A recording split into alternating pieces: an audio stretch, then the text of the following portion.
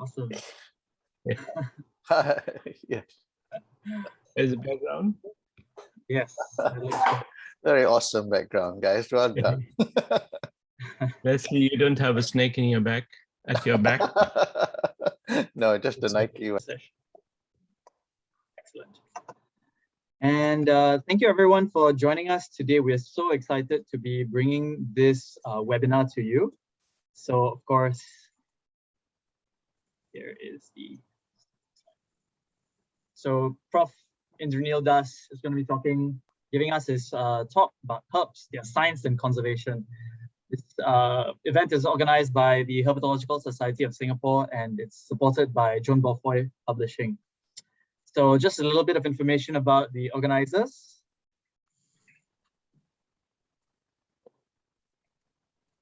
Oh.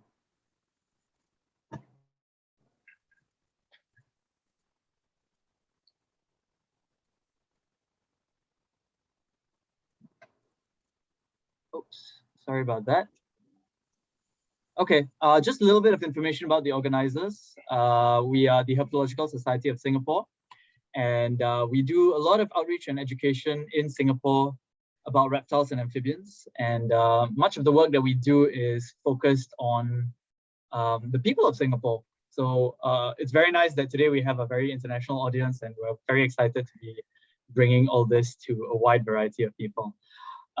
And this is an example of the kind of outreach and education that we do.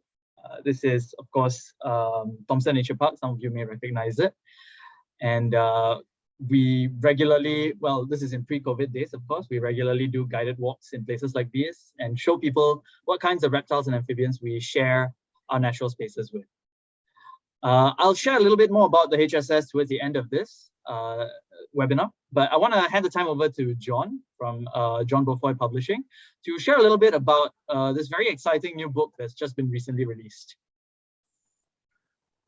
Terrific. Thank you very much, Sankar. And good evening to everyone in Singapore and Malaysia and elsewhere in Southeast Asia. Good afternoon if you're joining from the UK or anywhere else in Europe.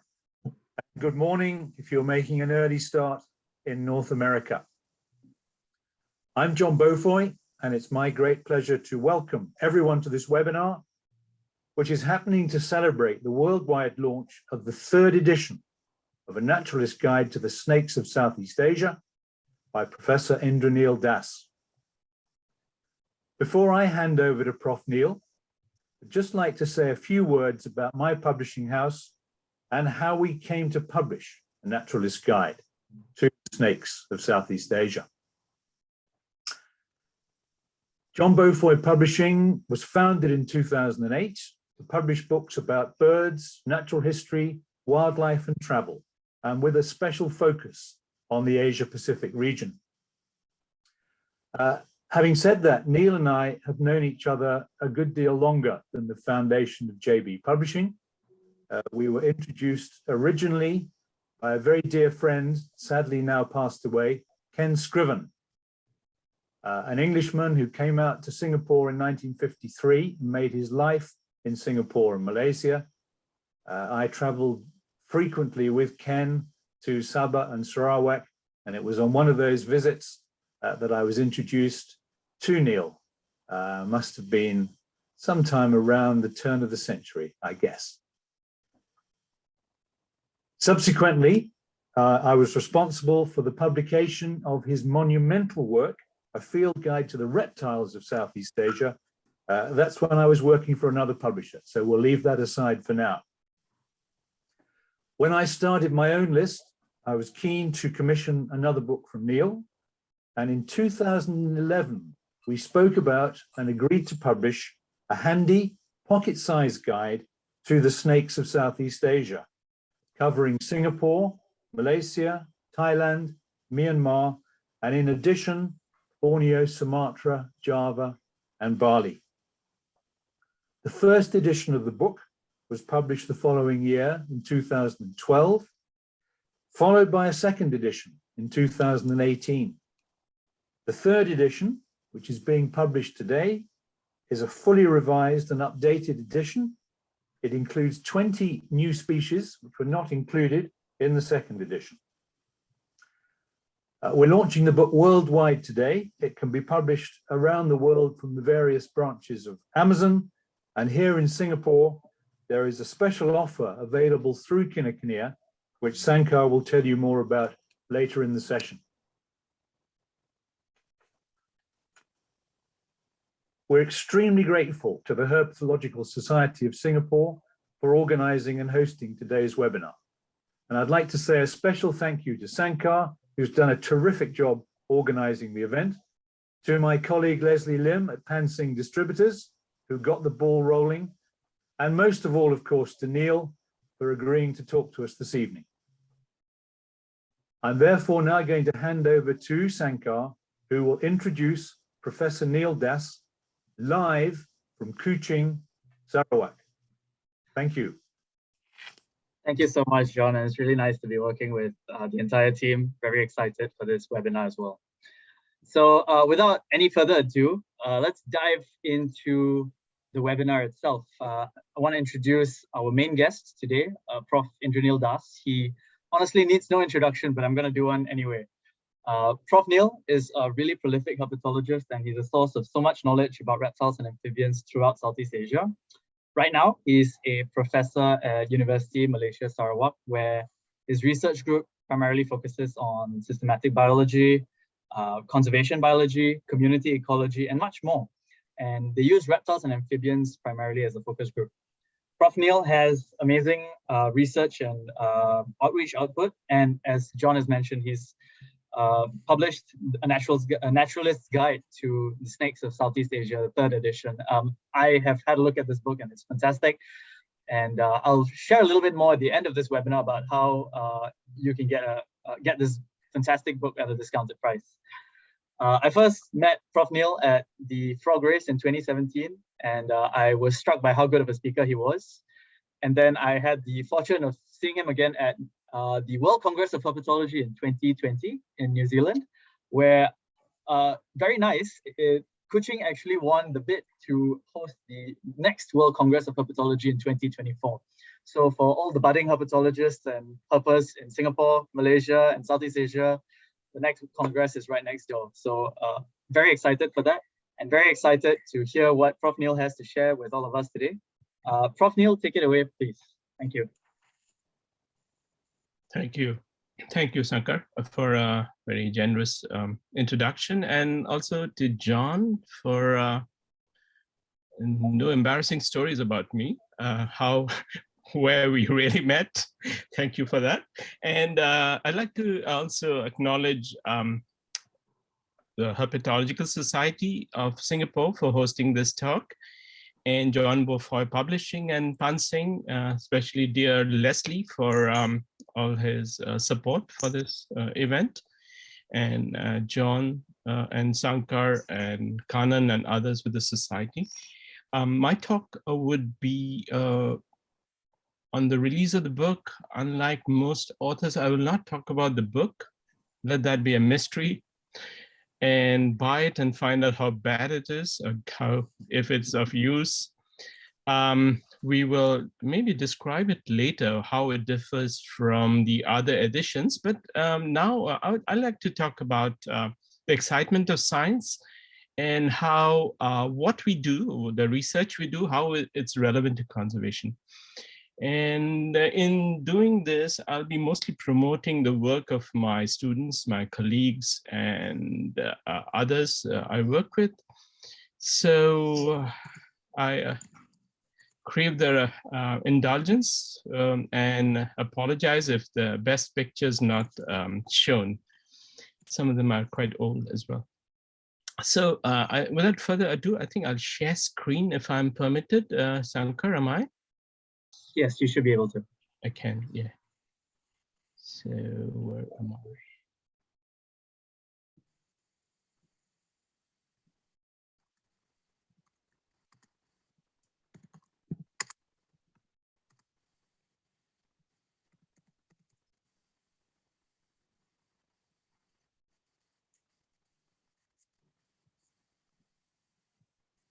Is it good?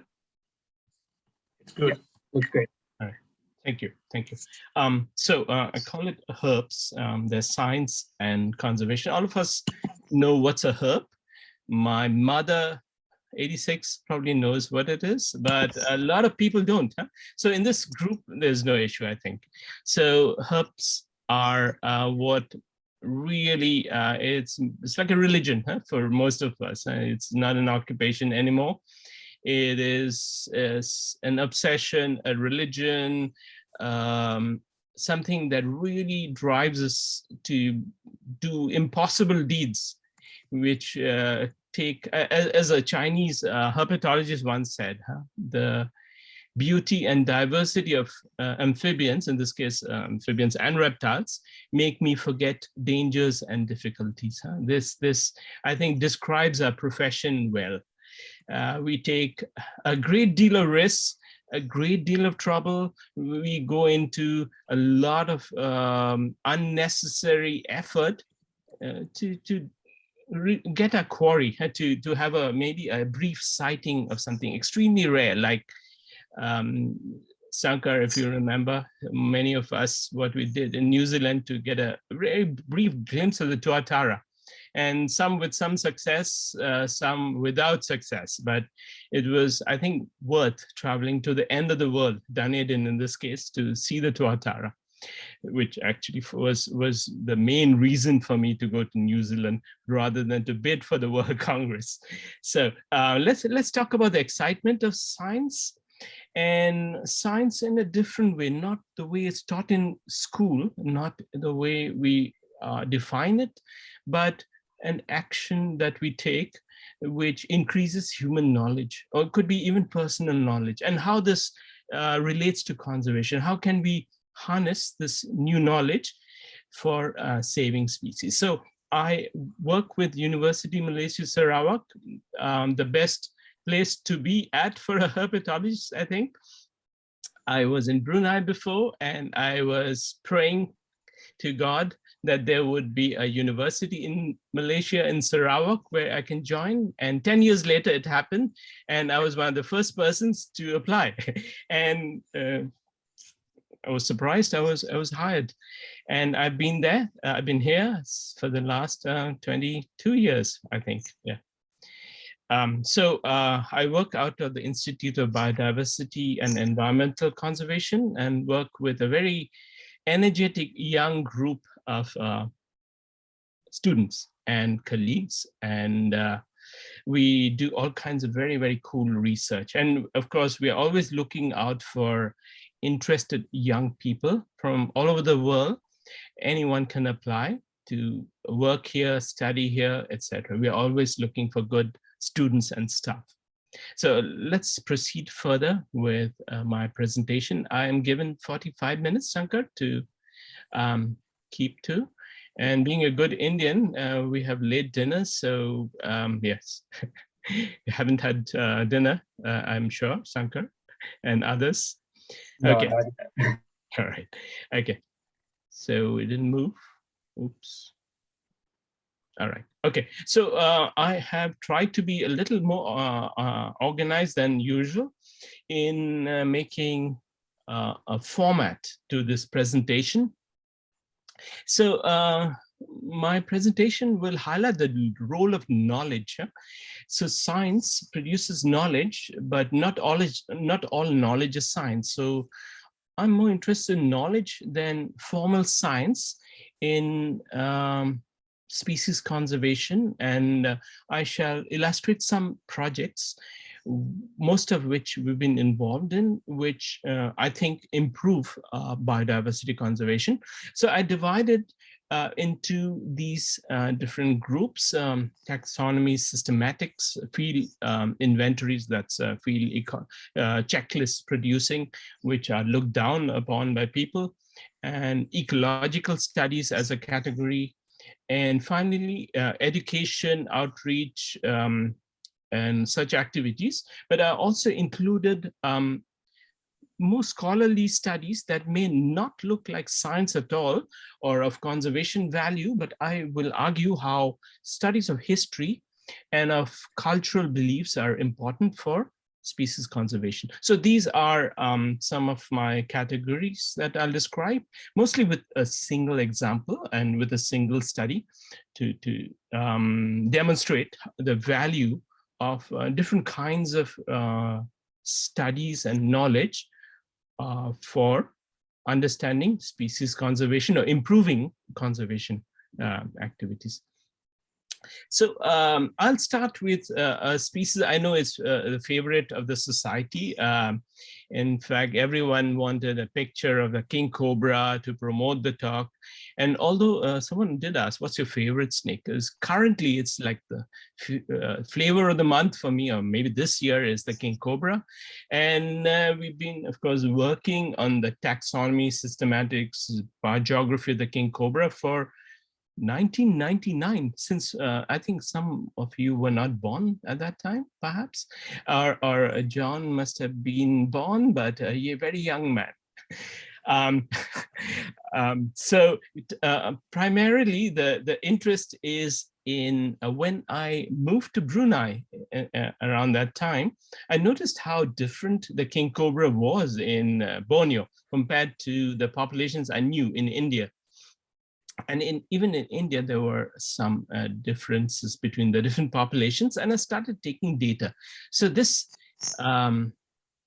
endeavor took me to many different places, countries, and museums, especially, to allow me to take measurements and other information required for this complex study. And more recently, I have started a collaboration with the Indian Institute of Science and several other top snake researchers around the world to address this problem. Is it a single species or a complex of species? So if you look at the king cobra image, here is one from Peninsular Malaysia. We are familiar with how it looks like. But if you look at the red data book, the red list, as it's now called, which categorizes threatened species, it would give you a range like this. You wonder if you can see the cursor. All right, so it has a disjunct or isolated population on the west coast of India. And most of the other mainland populations all joined. I think this distributional extent can extend up to Kashmir in the India-Pakistan border, with new records from there.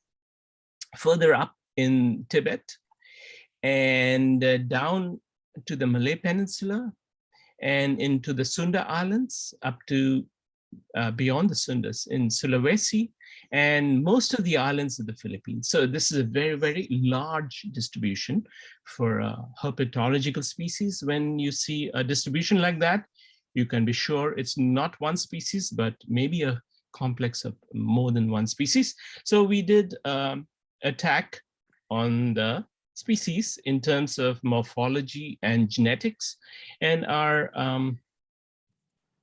manuscript, it's not moving yet.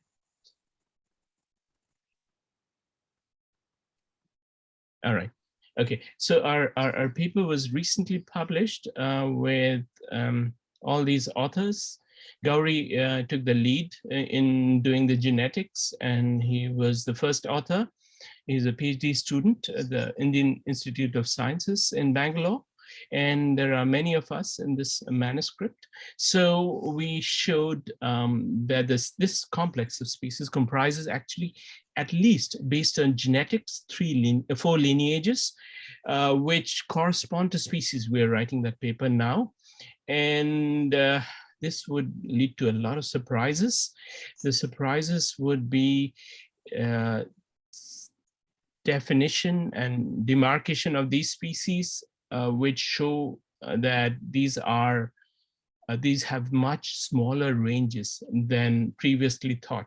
In the past, we thought they are least concern, not of great conservation significance, but using this combination of genetical and morphological data. Again, it's a bit slow. Yeah, you have much smaller ranges of these species. In fact, the Western Ghats, the mountain range on the west coast of India, would now be classified as critically endangered, whereas the main population on Southeast Asia up to north of the Isthmus of Kra, which is a big, it's a known faunal turnover point, has probably would remain least concern, as would be the other species found in the south of the Isthmus of Kra, somewhere the neck of southern neck of Thailand, would again be a more common, maybe not greatly threatened species. Again, this would not be called Hana, but it's not a new species. Many, half of these names, that is 2 of the 4 species names, are old names that we are reviving. And this may be in the 4th edition of John Beaufoy's Snakes of Southeast Asia, should be alive. Yeah. Okay. And interestingly, we had only genetical material from Luzon, but which is a distinct species. And this again would be critically endangered for the size of habitat on Luzon. And morphology predicts that there are other new undescribed species in some of the Filipino islands of the central area of the Philippines and on Sulawesi, but we don't have genetical material to test. So this probably would be the next step for someone else. So this, I think, shows the role of taxonomy systematics considered very dry and unrelated to conservation, how they are really important for conservation decisions when failure to recognize distinct species can lead to extinction through their classification as something very common. And it's not just for king cobras, for many widespread species, we have this issue of recognizing taxonomically cryptic species.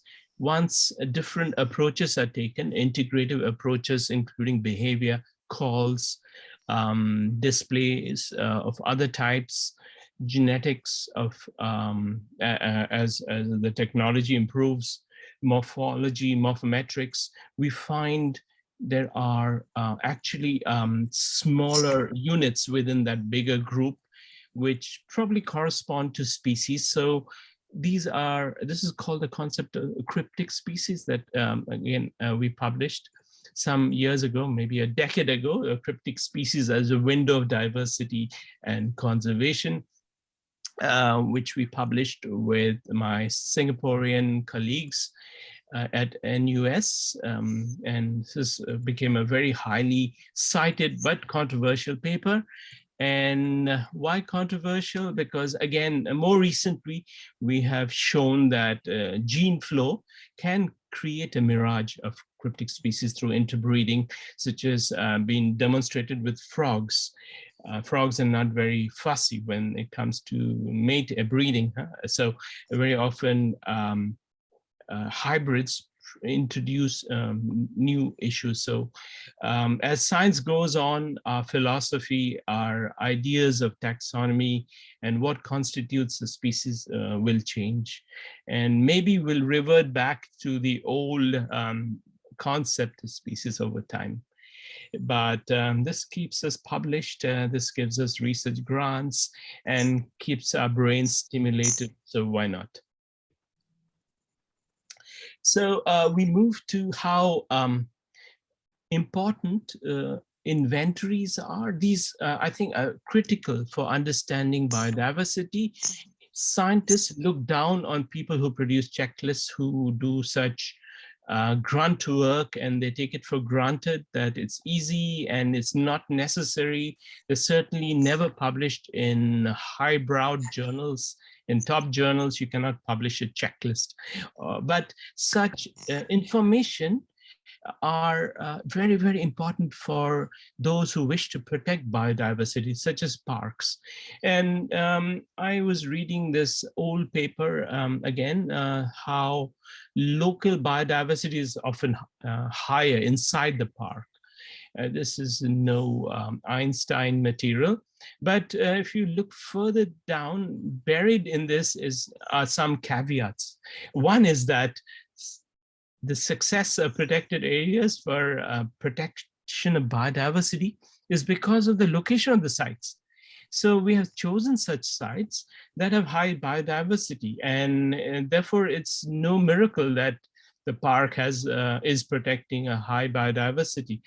And in fact, where parks has chosen at random in the Amazonia in Brazil, there is another paper, which I'm not showing now, that shows that for many groups of animals, the highest species richness figures are outside of the parks because information wasn't taken into account when gazetting parks.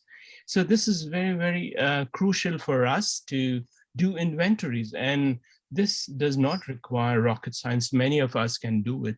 Don't have to go to school. All you need is a good field guide, such as those produced by John Beaufoy.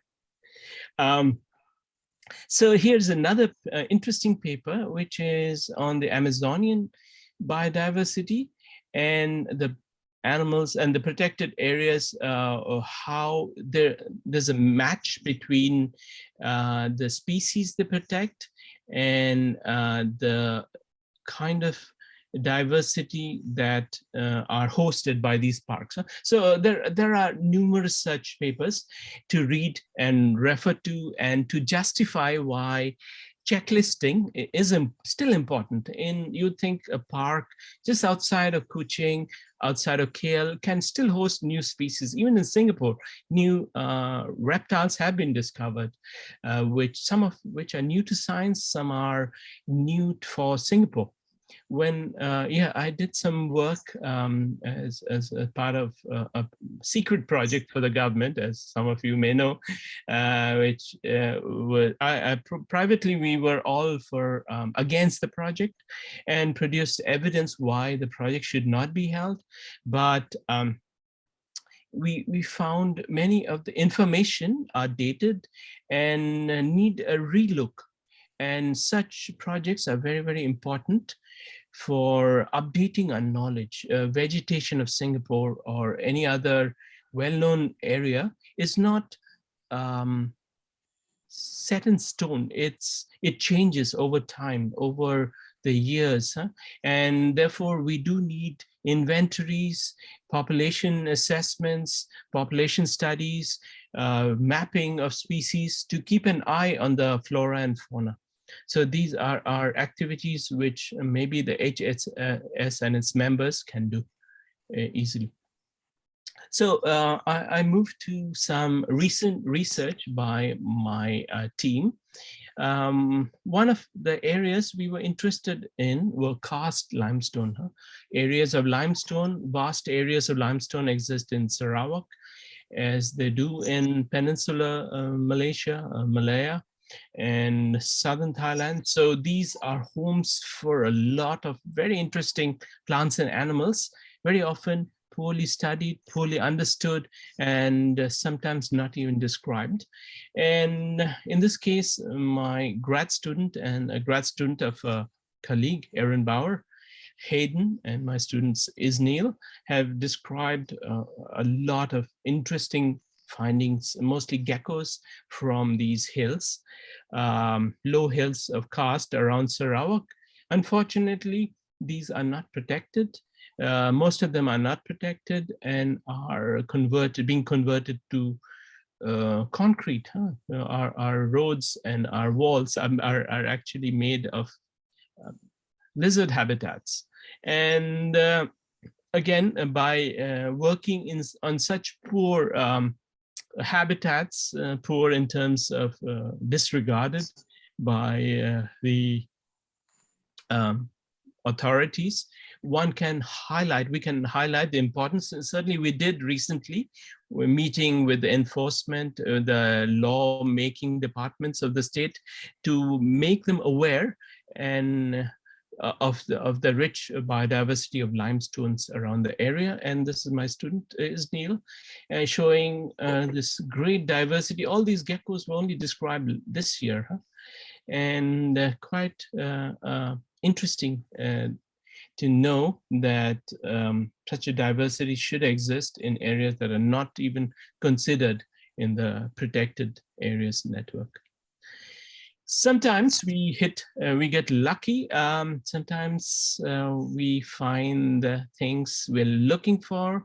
One of the surveys on Penrith, hardly an hour from Kuching, was to look for the Bornean rainbow toad, Ansonia latidisca, and after a futile project funded by Conservation International, we kind of gave up hope, we despaired.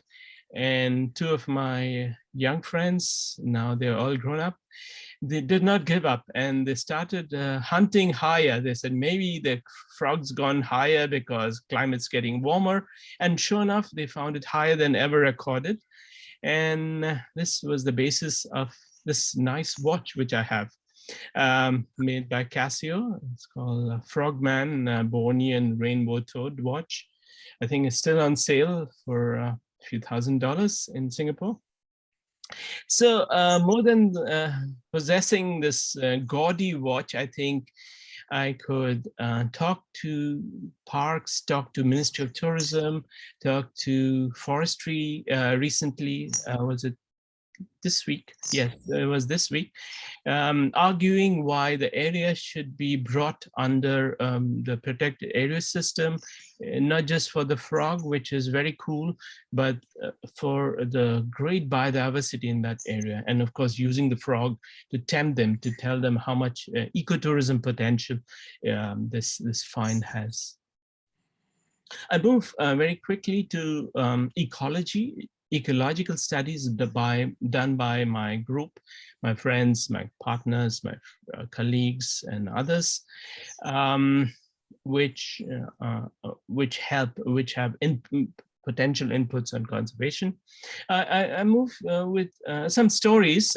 This by Sandra, who was doing a study on movement and behavior and resource partitioning by these very, very interesting and attractive lizards, angle-headed lizards, sometimes called dragon lizards, Gonocephalus. There are 4 species in Sympatry in some of the sites, such as Sandra's Cobra National Park. So she had, of course, tracked several of them using standard telemetry techniques. And what was interesting is that the lizard moved from 1 to 2, and at the point 3, there was no lizard, there was a snake. And she followed the next point, which was when the transmitter was defecated by the snake. But the interesting thing is, this is the rat snake, Thias carinatus. It was outside the park. The 4th point lies outside the park boundaries. These animals do not recognize park boundaries. And therefore, what we need is vast areas sometimes, maybe a network of areas to conserve. A small area may protect a population for a generation, but maybe not beyond. So such studies, therefore, provide the empirical data to show how large parks need to be to protect populations for all time. So I want to give you another example. This is my PhD student. She's completed her PhD. If anyone has a great job, let us know. And she's available, fully trained. She studied the ecology of the spiny hill turtle, Eusemis spinosa, which is, of course, I see is one of the mascots in the mascot of HSS. Of course, there's some taxonomic issues with that species, but the population we studied in Cobra National Park again. She studied again home ranges of the species and thermoregulation. And here are some examples of home ranges of males and females. Females are mostly stay-at-home types, hardly moving much, and mostly during the wet season. But it's the males that are the explorers, and they need vast areas of lowland dipterocarp forest. So what happens if the area is logged, or if the park has become very small? Probably not a good idea for the long-term survival of the species, because many would not feed for a long time and then make very large movements to feed on specific things. Could be fruits, and they seem to know which trees would fruit, or mushrooms, which are very localized. And if you follow a track turtle, it will lead to several other turtles which have come to feed on those mushrooms. So it's almost like magic that they employ to find such fruiting or flowering sites. So all of this shows that we really need vast areas for certain species. They can move more than what we think they do.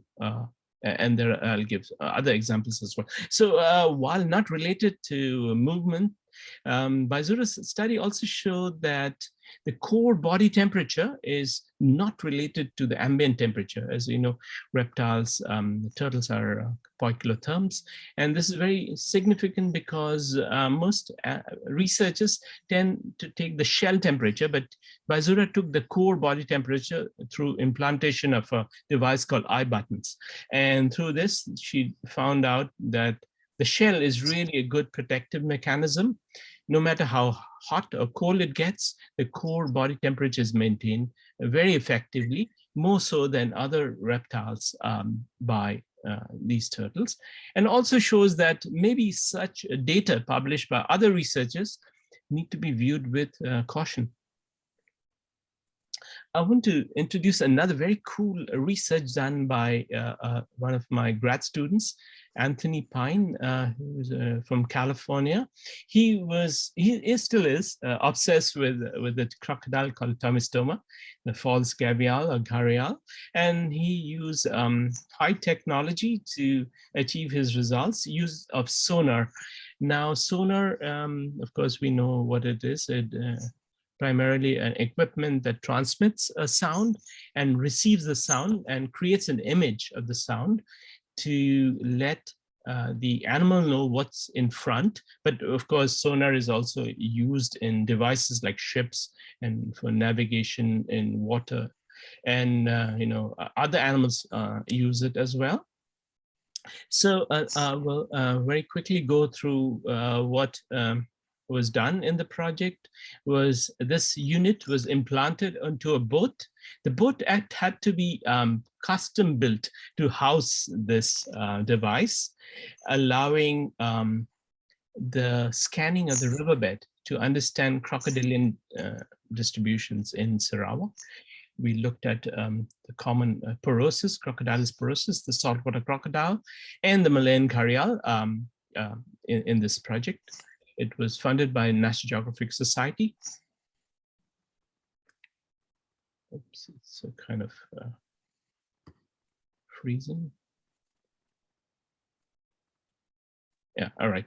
Okay, so that's Tony as a young man in the Rockies, and some images from his work showing a view of the river, maybe a drone shot, and view using the sonar mapping features of the Hummingbird device.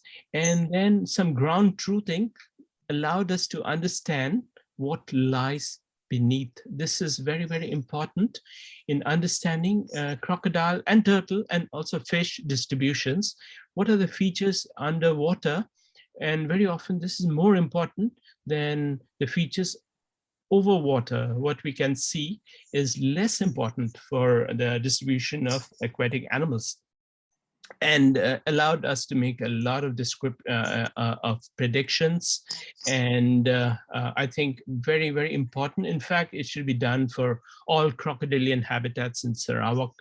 As you know, we have a huge issue with man-crocodile conflict problems. So here are some kind of questions which can be answered through the use of this technology: the relationship between habitat structures and populations, not just crocs, but also turtles, fish, any animal maybe bigger than 20 centimeters can be visualized. And can it be a replicable management tool for monitoring species and habitats over time? So all useful for conservation management. And of course, we know the animals that are underwater can easily be detected if they are large enough. And finally, the broad question, can this be used for preventing conflict between crocodiles and humans? Of course, we can easily figure out with the large crocodiles hiding underwater using this technique, unless if the river is very deep. But most of the rivers here have been okay, good for surveys. And again, what you see can be very deceptive. I talked about underwater features as opposed to over the surface features. This drone picture from Tony again shows how deceptive a crocodile survey can be. This is a landscape in Sarawak where there are edges of forest and these are protected, but you don't need to go very far to see how the landscape really is. And this, of course, again, a use of technology, in this case, drone technology, lets us know land use, and eventually such land use will affect species in the river. Let's move from crocodiles to frogs, everyone's favorite, I think. Frog biology, some of the research we have conducted have been not just surveys, but looking at community level organization of species. These are some of us in Pelagos National Park in central Sarawak, where a sound recorder and a recorder for temperature was set up. I'll describe the process. Song meter is now widely available. This is SM4 now. We use SM3, which is a device that can be set to record or sample sound at a certain sampling rate.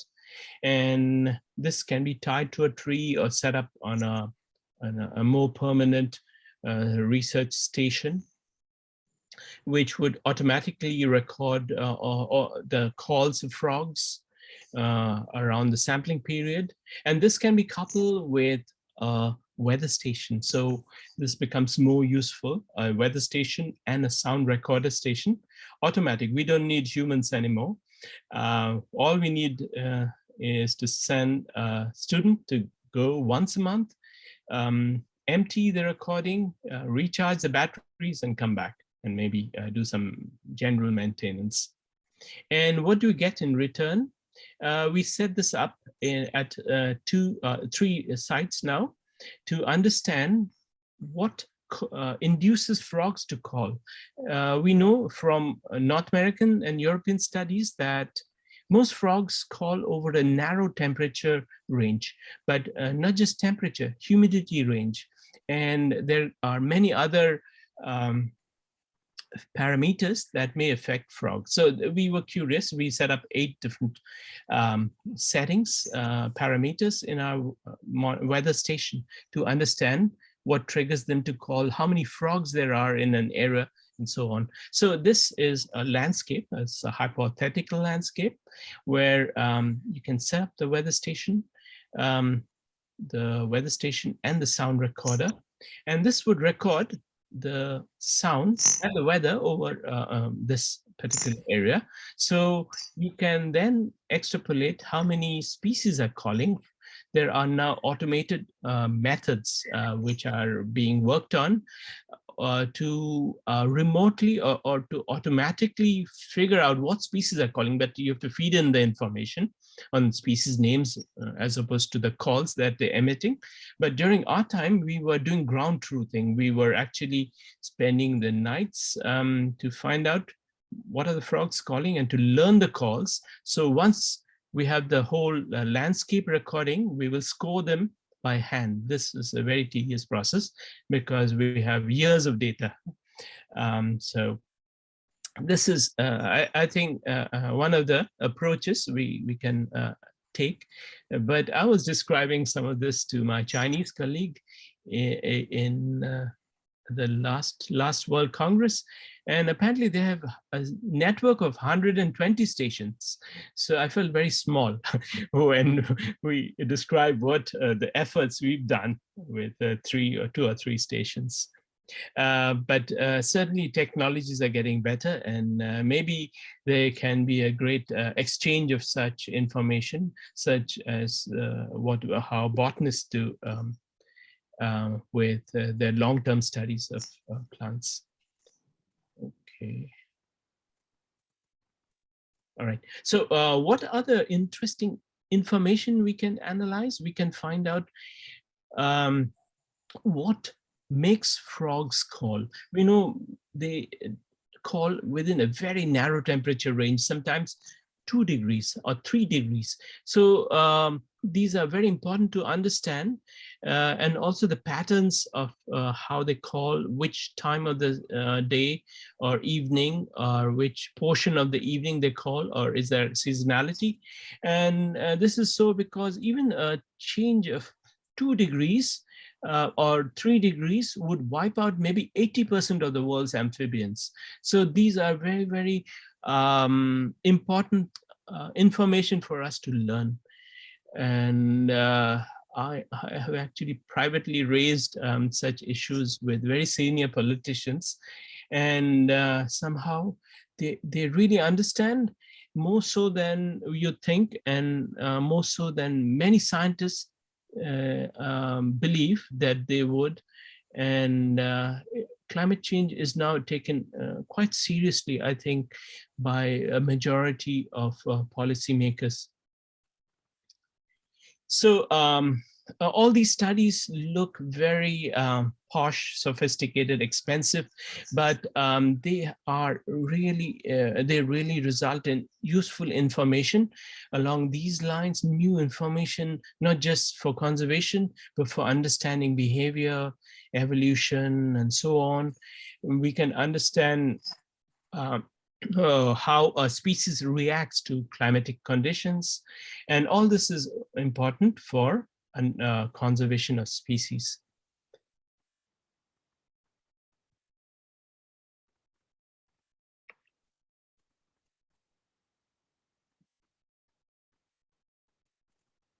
I'll very briefly describe another study, this one by Adi, my grad student, now staff of World Wildlife Fund in Sabah. He studied a disturbance gradient of frogs, how species change over a disturbance gradient in central Sarawak. And if you most species look at just species numbers, most people would think, oh, this is a rich habitat with X number of species, that's a poor habitat with Y number of species. But Adi showed, and there are similar studies, that there's no difference in species counts, but what is different is the species types. The species types have been replaced in disturbed areas, and gills, ecological gills have been changed. So some of this data shown here, frogs have very organized into very specific gills, feeding and breeding gills. And in this case, these are breeding gills of frogs, which can be altered even through the extraction of a single old tree. You would lose an entire gill of frog. And this is also true for snakes and lizards. I think old trees, dying trees, are more useful sometimes than live trees for many members of the herpetofauna.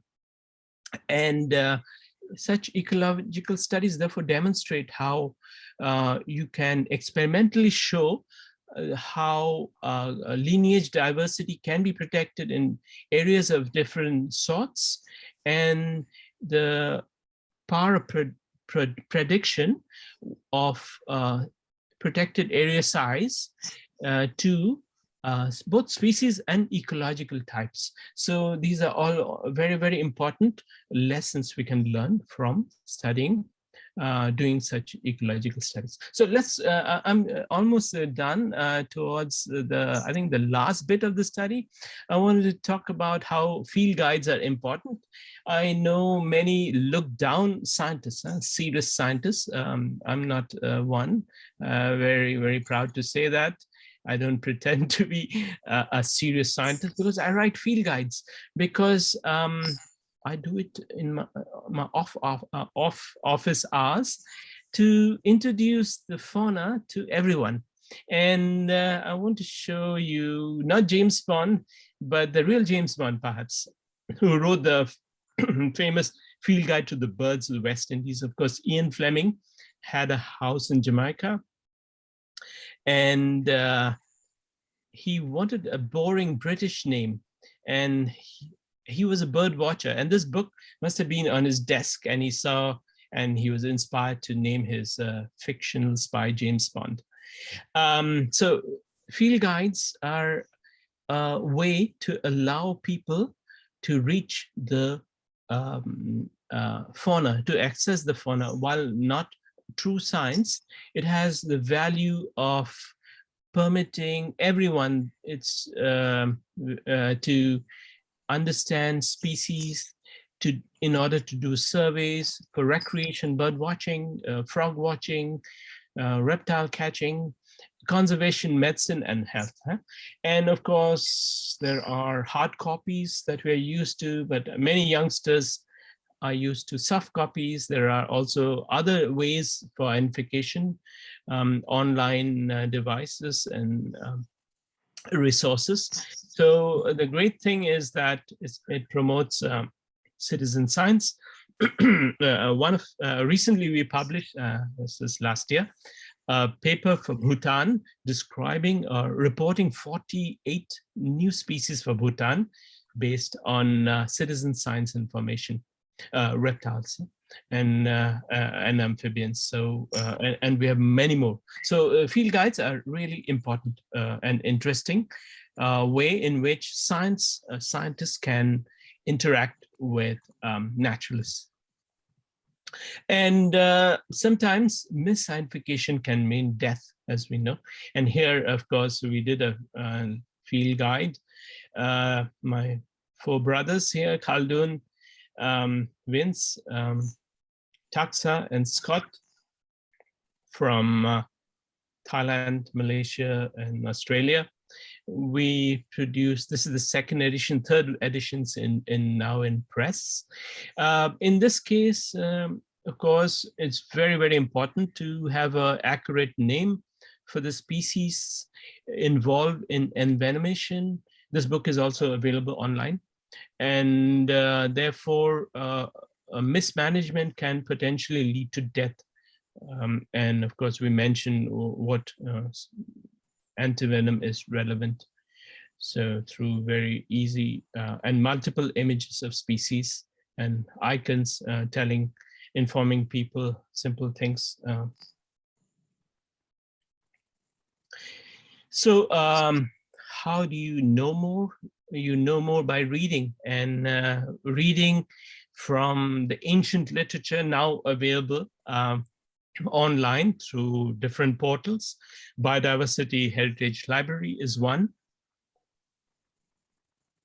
And on the other hand, a lot of modern resources such as this in Singapore. And it's way easier than it was during my time. There was no internet, and we had to buy things and or make photocopies, which is why the house is full of paper. My final description of a topic, a theme, would be how this is totally non-scientific, how cultural studies can be important for conservation.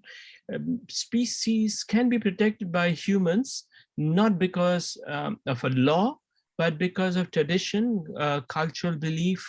They don't even know they're protecting, but they are compelled to protect because of societal laws.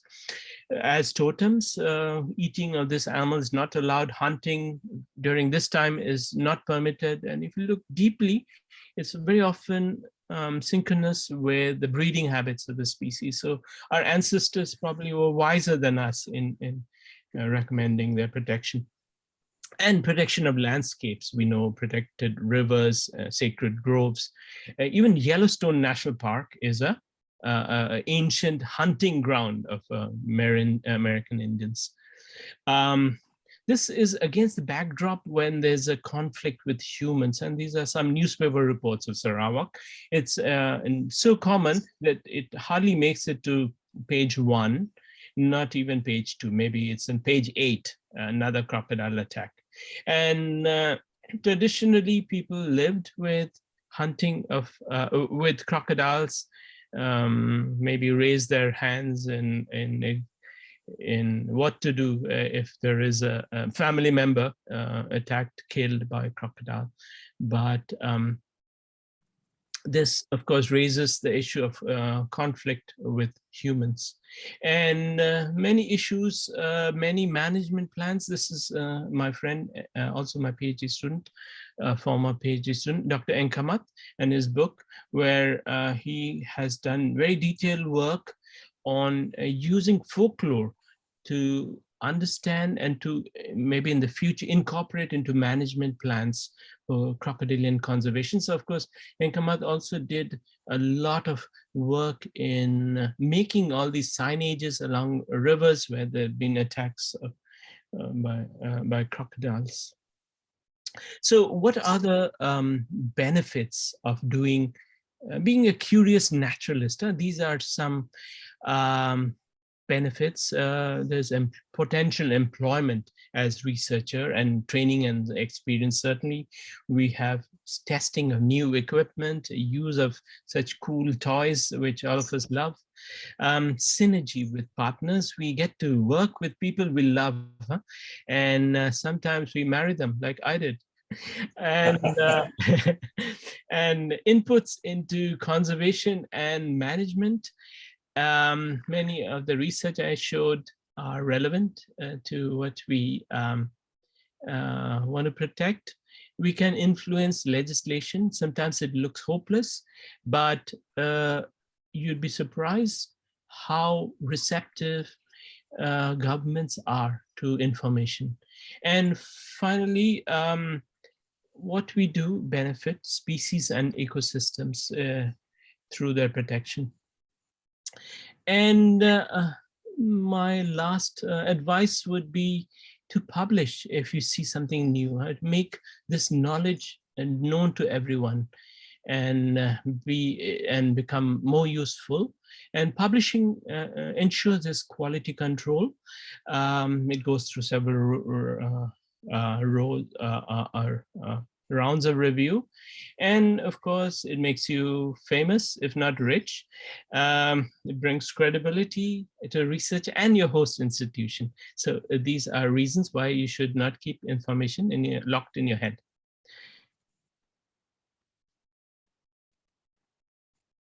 It's kind of freezing.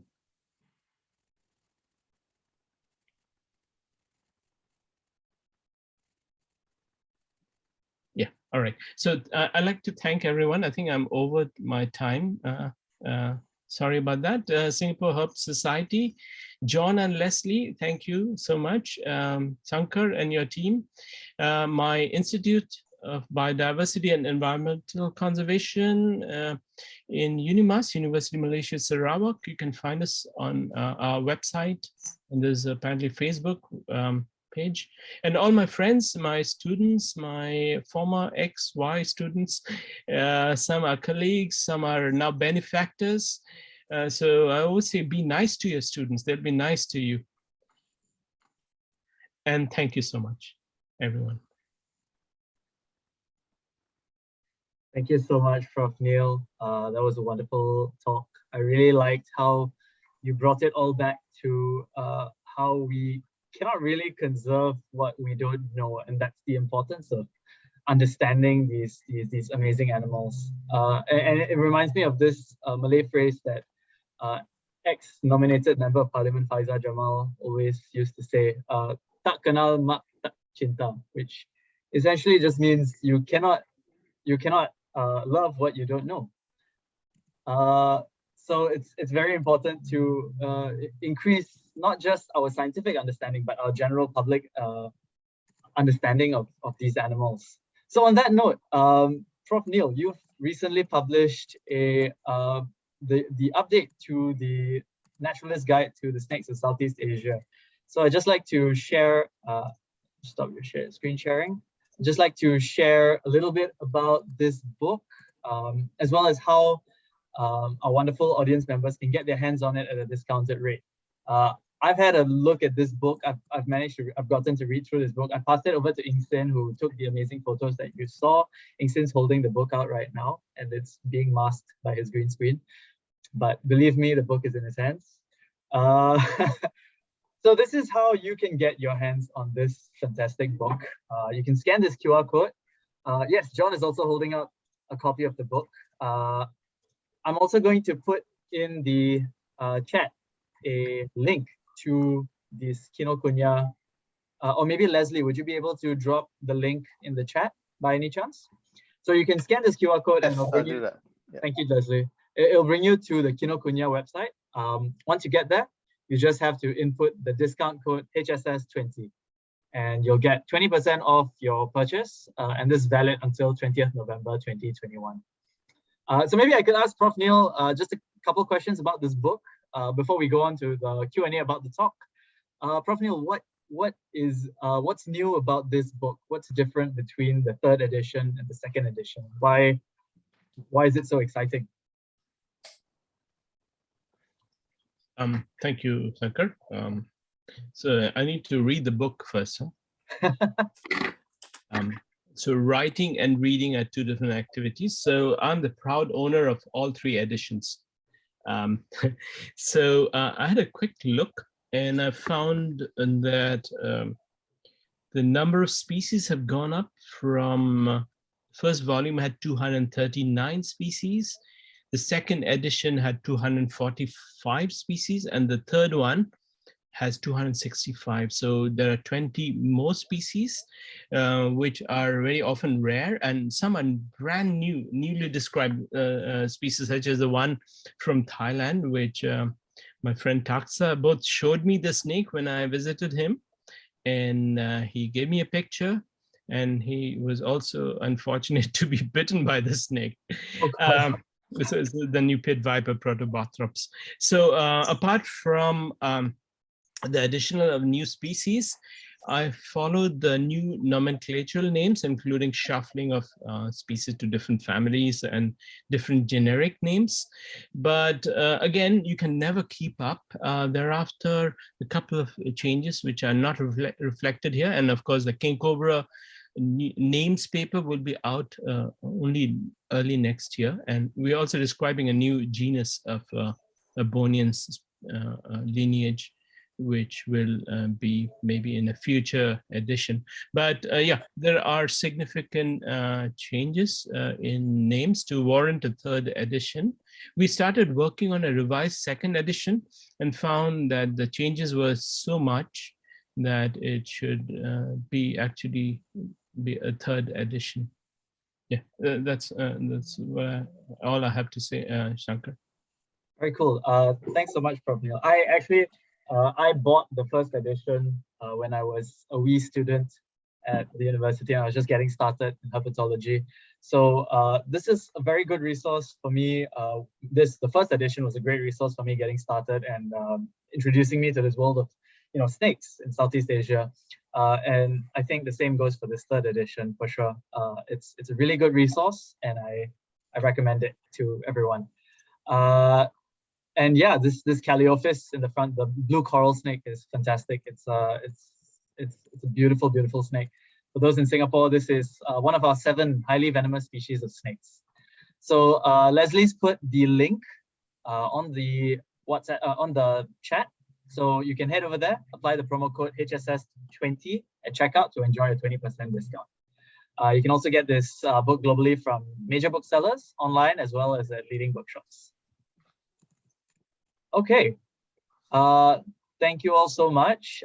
We're going to move on to the Q&A. We have a number of very interesting questions. So, Prof. Neil, the first question, I think, is something that you get asked many, many times. And in fact, you kind of answered it just now already, which is, what is your favorite species of snake? And you said that your current flavor of the month is the king cobra, right? So I guess my follow-up to that would be, what is your favorite species of lizard? Lizard, there's a lot. Currently, I think it's a horn lizard, which one of my students, Sandra, brought me, Herpes boniensis.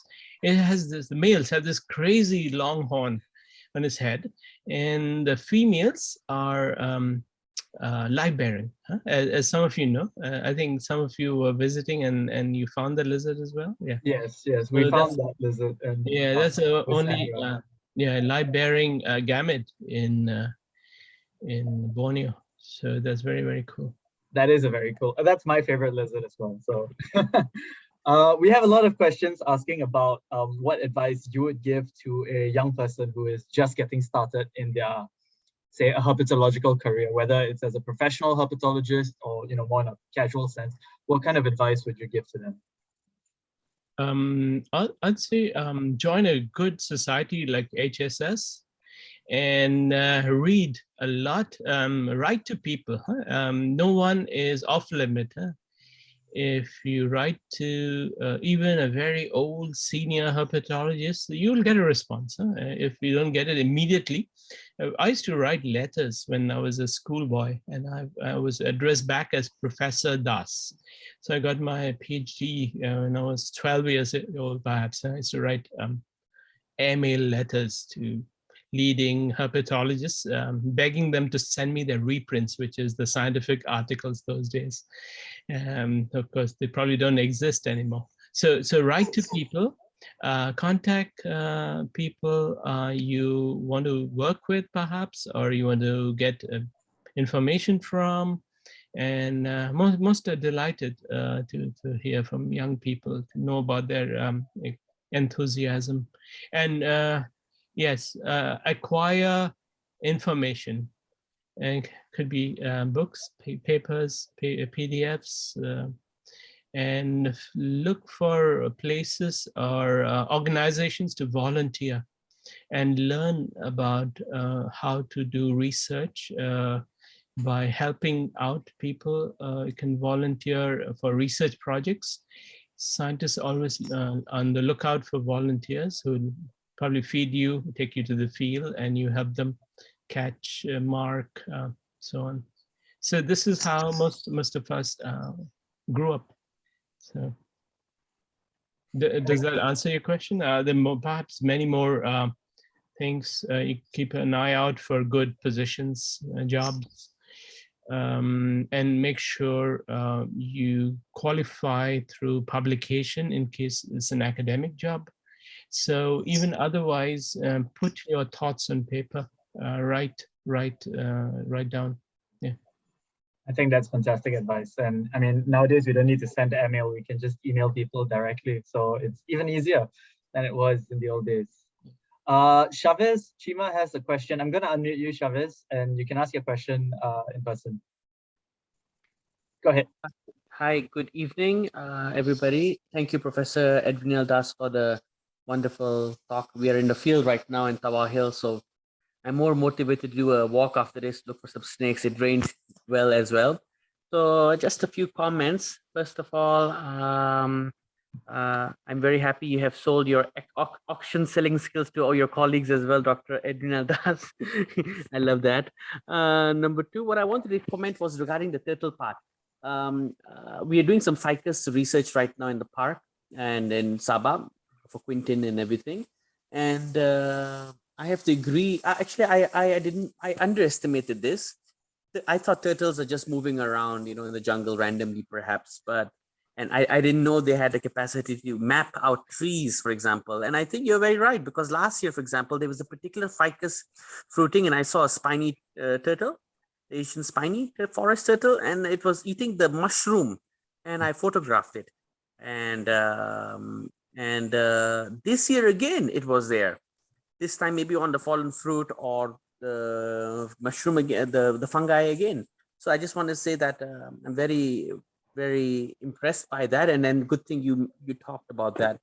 So thank you so much for sharing that. And starting tomorrow, we'll be doing more Calamaria survey here because like you said, there's so many undocumented species out there. So hopefully we can find more Calamaria, especially through our pitfall traps, which we'll be setting out. So I'll be in touch with you more regularly and bothering you at late nights as usual, Dr. Indraneil Das. Get ready for that. Thank you. Oh, always a pleasure, Chavez. All right. We have more questions here. Have there been observations of migration, population movements because of climate change? So do you notice that populations seem to be migrating to cooler latitudes, cooler, heights? Thank you. So the only, of course, we found the rainbow toad higher than expected, than recorded before. But with some colleagues from Sabah and NUS, led by David Beckford, we did a little analysis of old data from the time of the Whitehead expedition to Kinabalu. And using the same techniques over the past 150 years later, we did an inventory and we wanted to compare. And we found, the study's not yet been published, we're trying something very fancy, found that many species have, of course, names have changed, so we had to check the specimens in the British Museum and the museum in Paris, but many species seem to have gone a little bit higher on Kinabalu. So it's suggesting that climate change may be, and it has been shown in other studies, may be pushing certain species up, meaning causing extinction, maybe at lower bands, elevational bands, and kind of pushing species up as the world gets warmer. But this needs a lot of statistical strength. So possible we need some more sampling to increase our statistics. Yeah, I think that's quite interesting. And climate change is like such a prescient, like it's something that's really always there. So understanding its effects on reptiles and amphibians is very important, I think. Just perhaps a slightly controversial question. What is, in your opinion, the biggest stumbling block for herpetological research, especially when it comes to collections for research, maybe not necessarily in Sarawak and Malaysia, but whole of Southeast Asia? Certain research requires collection, like for instance, you want to do taxonomy systematics. Traditionally, it required collection, but slowly there are other ways being found, photo vouchering, for instance, or DNA extraction without killing animals, such as oral swabs for frogs. We've done that, very effective. Certainly for endangered species, we have those options. And for collection, most permitting authorities, if you give a strong justification, will understand. And we've had a little problem with that here and most other areas where we work with collecting for research. But of course, you have to be a bona fide research with an agency rather than an individual private researcher. So if you're affiliated, you have a good chance of getting a research permit. And yeah, so research is not always killing. In fact, most of the research I described have been non-lethal. No animal was killed. In fact, frog race, if you touch a frog, you're out of the race. Yes. And yeah, as in even if you disturb a frog, as we know, the frog's pupil is very narrow. The judges would get upset and said, you're out. So yeah, it is possible to do research without touching animals. And we're finding new technologies for doing things remotely as well. Thank you. Yeah, I remember the rules in the frog race in 2017 were, I think the advised number of flashes for each frog was 3 flashes per frog. I thought that was very, yeah, was very good. Yeah. There's one question, speaking of frogs, there's one question about the fungal disease, chytrid fungus. Do we see them as do we see chytrid fungus as a threat in particularly Malaysia and Sarawak? Chytrid fungus causes a disease called Chytridomycosis. So there are, I swabbed a few hundred frogs and I found one positive.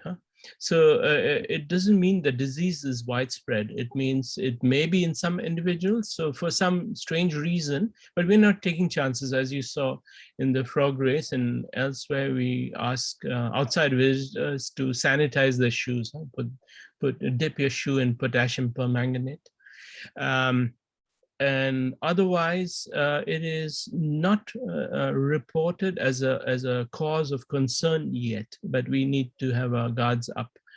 And as you know, this disease was spread by the African frog, Xenopus laevis, and maybe Hymenocyrus, which was used for pregnancy testing prior to the discovery of better techniques.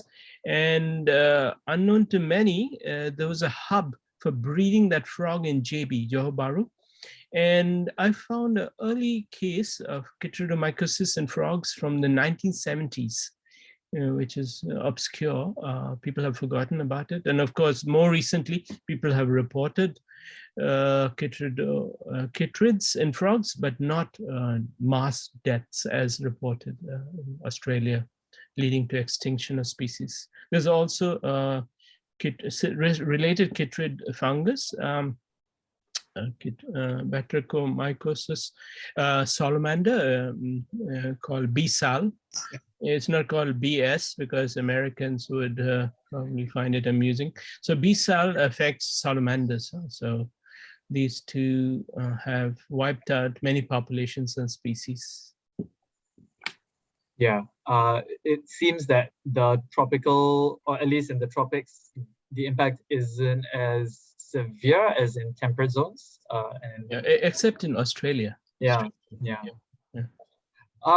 One question about communication that was pretty interesting. There's a lot of subjectivity when we use the word venomous and mildly venomous, when for the layperson, the distinction may not be so clear. So do you think there's a helpful way that we can communicate these concepts to a broader audience, a general audience, and actually help them understand that idea?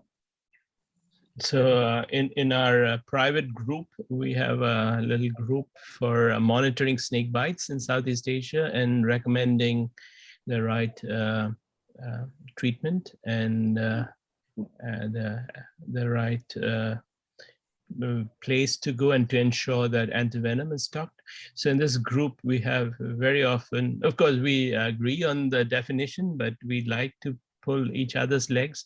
So primarily, I would say every snake is venomous. Every snake has oral glands, or rather venomous to something, right? So let's restrict venomous to effect on humans, right? So in which case, I think it would be good if we classify snakes as venomous as opposed to non-venomous. Can it kill you, or can it maybe not kill you? Can you maybe a bite by a wife and a husband would cause some damage. And the same with certain mammals, which may use certain kinds of toxins.